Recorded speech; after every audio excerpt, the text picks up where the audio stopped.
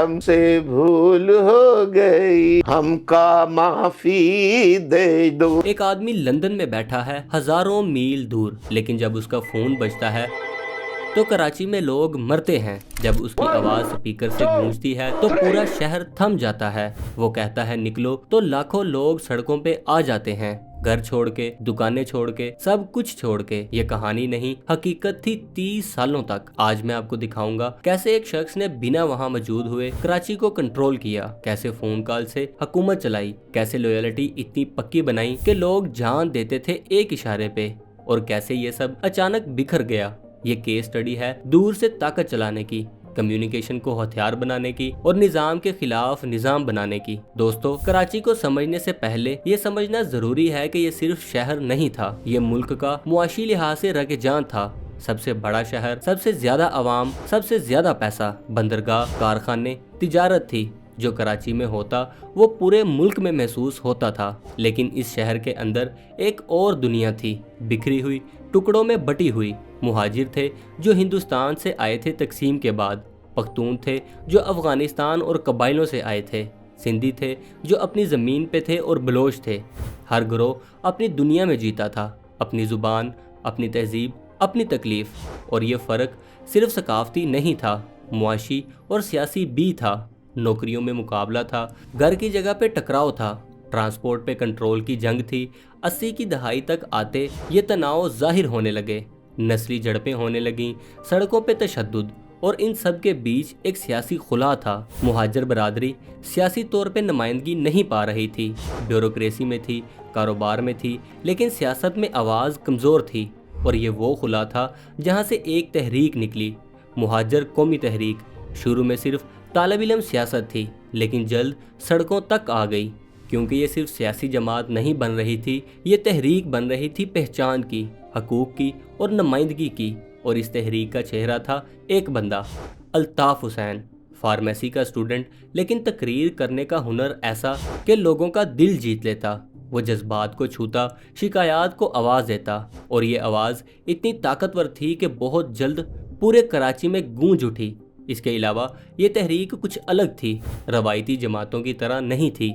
ये नीचे से शुरू हुई, मोहल्ला मोहल्ला, गली गली, सेक्टर का निज़ाम बना, हर इलाके में मुकामी इकाइयाँ, हर इकाई का जिम्मेदार और हर कारकुन का एक किरदार। तंजीम इतनी सख्त कि फ़ौज जैसी तरतीब थी, और ये तरतीब सिर्फ सियासी जलसों के लिए नहीं थी, ये इमरानी खिदमत भी कर रही थी। मोहल्ले में किसी के घर मसला है, इकाई वाले मदद करते थे। किसी को शिफा खाना जाना है तो नकलो हमल का इंतज़ाम, किसी को पुलिस से तकलीफ तो कारकुन साथ खड़े होते। ये मुतवज़्ज़ी निज़ाम बन रहा था स्टेट के अंदर, और लोग जुड़ रहे थे इससे, क्योंकि स्टेट ने कभी ये खिदमत दी ही नहीं थी। 80 की दहाई के आखिर तक तहरीक इंतखाबी ताकत बन चुकी थी, मुकामी इंतखाबात जीती, कराची पे काबू आ गया, मैयर का दफ्तर, बल्दियात, और इस सियासी ताकत के साथ सड़क की ताकत भी आई। नकलो हमल के गिरोह, भट्टा जमा करना, बाज़ारों पे असर, तमीरात पे काबू, ये सब मजबूत होने लगा। लेकिन इस उरूज के साथ मुज़ाहमत भी आई। स्टेट परेशान थी, एक मुनज़्ज़म ताकत जो सड़कें काबू करती थी, हरीफ जमातें ख़तरे में थीं, नस्ली मुखालिफ फ़िक्रमंद थे, और तशद्दुद बढ़ने लगा। तसादुम, हदफ बंद गोलियाँ, इलाके की जंगें, कराची उबलने लगा। और जहाँ तशद्दुद होता है वहाँ स्टेट की कार्रवाई आती है। 90 की दिहाई में सब बदल चुका था, और स्टेट ने फैसला किया अब तोड़ना है। ऑपरेशन सफाई, फौज और रेंजर्स लगाए गए, कारकुन गिरफ्तार होने लगे, तशद्दुद के कमरे मिले, हथियार बरामद हुए, क़यादत पे दबाव आने लगा। अल्ताफ़ हुसैन जानता था ये दबाव सिर्फ सियासी नहीं है, जिस्मानी खतरा भी है। और तब एक फैसला लिया गया जो पूरी कहानी बदल देगा। लंदन मुंतकिल होना, सरकारी तौर पे इलाज के लिए, लेकिन हकीकत में सियासी बका के लिए। 1982 में अल्ताफ़ लंदन पहुँचे, पनाह मांगी, पनाह गुज़ीन की हैसियत मिली, और वहाँ से एक तजुर्बा शुरू हुआ जिसकी किसी ने तवक्को नहीं की थी। लंदन से कराची काबू करना, जिस्मानी तौर पे गैर मौजूद रह के भी सियासी तौर पे मौजूद रहना, ये नामुमकिन लगता था, लेकिन टेक्नोलॉजी ने मुमकिन बना दिया। फ़ोन की लाइनें, फैक्स मशीन, और बाद में इंटरनेट, सैटेलाइट फ़ोन, अवामी ज़रिए अबलाग, राब्ते के तरीके बदल रहे थे, और तहरीक ने इन सब को हथियार बना लिया। अल्ताफ़ लंदन में बैठा था, लेकिन उसकी रसाई कराची तक थी, हकीकी वक्त में, हर वक्त, और इतनी दूर से काबू ऐसा था کہ تنظیمی ڈھانچہ برقرار رہا، یونٹ نظام چلتا رہا، سیکٹر ذمہ داران اپنی جگہ تھے، رابطہ کمیٹی ہم آہنگی کرتی تھی اور سب کا سیدھا تعلق تھا لندن سے۔ فون پہ احکام آتے تھے، ہدایات ملتی تھیں، فیصلے ہوتے تھے اور کراچی میں عمل ہوتا تھا۔ سمجھنے والی بات یہ ہے کہ یہ صرف فون کالیں نہیں تھیں، یہ پورا نظام تھا، رابطے کا، قابو کا اور تعمیل کا۔ پہلی لیئر تھی ڈائریکٹ کانٹیکٹ، الطاف سے رابطہ کمیٹی تک، رابطہ کمیٹی سے سیکٹر سربراہوں تک، سیکٹر سربراہوں سے یونٹ کارکنوں تک۔ حکم کی زنجیر فوج جیسی تھی، انفارمیشن اوپر جاتی تھی، آرڈرز نیچے آتے تھے، حقیقی وقت کی اطلاع ہوتی تھی۔ کراچی میں کیا ہو رہا ہے لندن میں پتہ چل جاتا تھا، گھنٹوں میں نہیں منٹوں میں، اور جواب بھی اتنی ہی تیزی سے آتا تھا۔ یہ فوری رد عمل قابو کریٹ کرتی تھی، کارکنوں کو لگتا تھا قائد ساتھ ہے، آگاہ ہے، موجود ہے۔ دوسری لیئر تھی عوامی رابطہ، یعنی تقریریں۔ یہ صرف بیانات نہیں ہوتے تھے، یہ واقعات ہوتے تھے۔ کراچی میں جلسے ہوتے، سکرین لگی ہوتی، لندن سے براہ راست خطاب ہوتا، گھنٹوں لمبا الطاف بولتے رہتے، کارکن سنتے رہتے، اور یہ تقریروں میں صرف سیاست نہیں ہوتی تھی، ذاتی کہانیاں ہوتی تھیں، جذباتی اپیل، رونا، چلانا، غصہ، جذبہ۔ یہ تھیٹر تھا لیکن بہت اثر انگیز بھی، کیونکہ یہ تعلق برقرار رکھتا تھا، فاصلہ کم کر دیتا تھا۔ لندن دور تھا جسمانی طور پہ، لیکن نفسیاتی طور پہ بالکل پاس۔ کارکنوں کو لگتا تھا ان کا قائد ان سے بات کر رہا ہے، ڈائریکٹلی، ذاتی طور پہ، اور یہ احساس وفاداری پیدا کرتا تھا، اندھی وفاداری جو سوالات سے اوپر تھی۔ تیسری طے تھی بیانیہ سازی، ذرعی ابلاغ کا استعمال۔ تحریک کے پاس اپنے ذرائع ابلاغ کے ادارے تھے، اخبارات، ٹیلی ویژن چینلز، ریڈیو پروگرام، عوامی ذرعی ابلاغ کے اکاؤنٹس، یہ سب ایک ہی بیانیہ پش کرتے تھے: تحریک مظلوم ہے، اسٹیٹ ظالم ہے، الطاف نجات دلانے والا ہے، حریف بدعنوان ہے۔ یہ مسلسل پیغام رسانی تھی، ہر پلیٹ فارم پر، ہر وقت، اور اس سے حقیقت مڑنے لگتی تھی۔ جو تحریک کہتی تھی وہی سچ لگتا تھا حامیوں کو، متبادل بیانیہ رد ہو جاتے تھے۔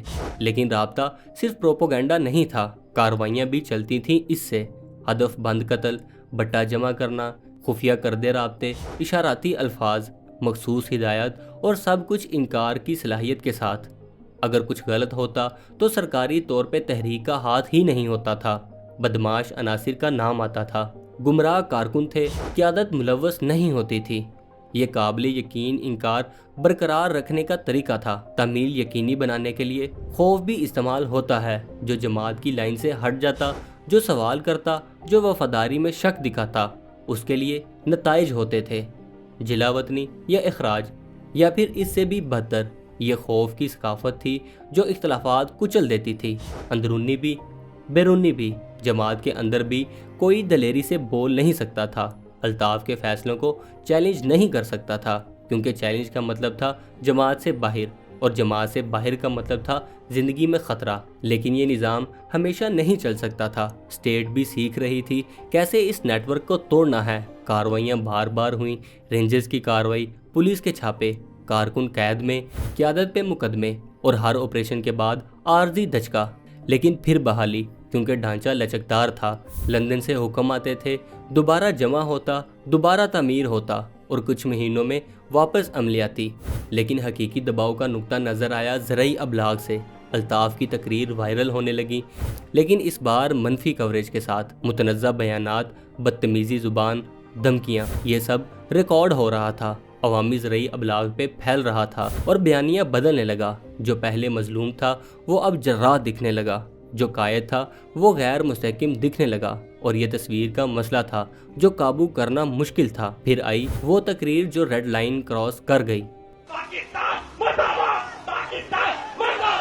ملکی پرچم کی بے عزتی، فوج کو دھمکیاں، ہندوستان کی طرف اشارے۔